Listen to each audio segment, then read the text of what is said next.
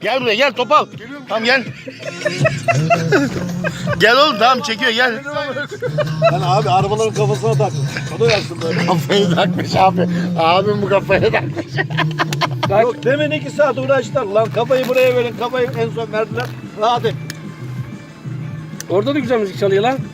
Çalmaz mı da? Ne yaptıysan daha?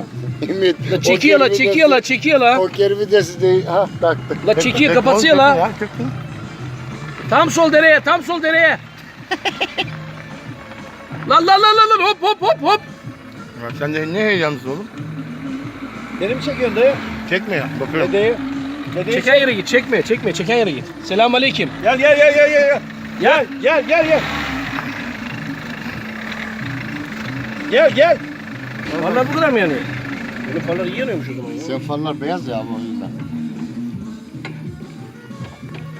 Selamun aleyküm diye arkadaşlar. Muhabbetiniz bol olsun. Aleykümselam Topal. Kadir abi hoş geldin. Hoş geldin Topal. Kadir abi ha bak onu anlatıyorum. Evet Topal. 2005 senesinde ilk Doğan'ımı aldım. 93 model Topal. Albay'dan. Şu lambanın önünü kapat. Az daha gel. Şöyle mi? Tamam Topal. Ha, Heh, o tamam, yüzden. oh süper oldu. Acayip Az da. araba var. Ama sen bana bu tarafa Tamam, gel, bu tarafa öyle. gel, bu tarafa gel. Topal. Hayır o tarafa Dayanın. değil abicim zor. O yönde bu ya. Vururum bunu. Tamam öyle. Topal. Topal Necmi. Topal Necmi. Tamam şu tarafa. Adamın abi. Tamam adam. Ahtapot Necmi. Kedi gibisin Kadir abi. Hem sikiyorsun hem cırlıyorsun. Başka ne öğrendi oğlum hepsini say. Bak şimdi. Aldım. Ya biz bu arabaya ne yaparız ne ederiz? Yapacak bir şey yok. Doğan Oto Exos. Tabii Kadir. Halifotçu. Gittik oraya. Halifotçu. Halifotçu. 403'ten sonra onun adı Halifotçu kaldı. 403'çü geldi biliyor musun senin muhabbeti? Bilmiyorum. Adam diyor ki benim diye egzozun diyor falifotu kırılmış diyor.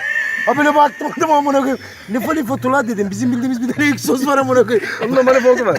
Tabii başka. Falifot nereden çıktı amına koyayım? O gün bugündür falifotçu Kadir. Tamam sıkıntı yok oğlum. Abi şuna bir egzoz yapalım. Dedi ki yaparız. Kaç para abi? 150 lira alırım. Sıkıntı değil al. Tamam yap hani güzel ötsün daha. Gençlikte var ya baba yalan yok yani. Bir yağlı egzoz yaptı Kadir abi. Yolunu yordamını sikeyim. Anamı siktin. 500 tane ceza yedim amına koyayım. Feryat Figan kopuyor Gazipaşa Caddesi'nde. Bir egzozu var ya aynısını yapmış. Anamı siktin. 150 egzozcuya verdik. 3,5 milyar trafiğe ödedik amına. Tabii Akçakoca'nın girişinde bağladılar arabayı. Düz otobandan çıktım. Akçakoca'nın o viraj var ya baba. Ananı sikeyim oraya bir döndüm. Şele gireceğim. Niye? Depoyu doldurayım Zonguldak'a geleceğim eve geleceğim. Param var yani. 3,5 baba gecenin. Param var ya. Biz sen hayırdır lan Kadir biz Kozmaların milliyettayız. Nasıl? Salla bakayım. Kozmaların milliyettayız. He tamam. Para balya. Tamam şimdi oldu. Tabii. O zaman var. Baba jandarma dur. La 50 tane araba geçti bize dur diyor. İyi daha kafamız da iyi. Biz vanayı kapatmayı unuttuk. Ötüyor buna koyayım. Durduk buyur komutanım. Dedik ehliyet ruhsat verdik. Dedik arabayı men ediyorum. Nereden dedim men ediyorsun? Dedi trafikten. Ben dedim trafiğe çıkmıyorum. Yemin ediyorum bak. Kafa bir dünya. Dedim ki ben trafiğe çıkmıyorum ki amına koyayım dedim. Dedi ki men. Baba bir yasladı bana. Yemin ediyorum bak 3 günde otoparkta yatırdı ondaki. Ama Doğan Oto Exos baba. Ne?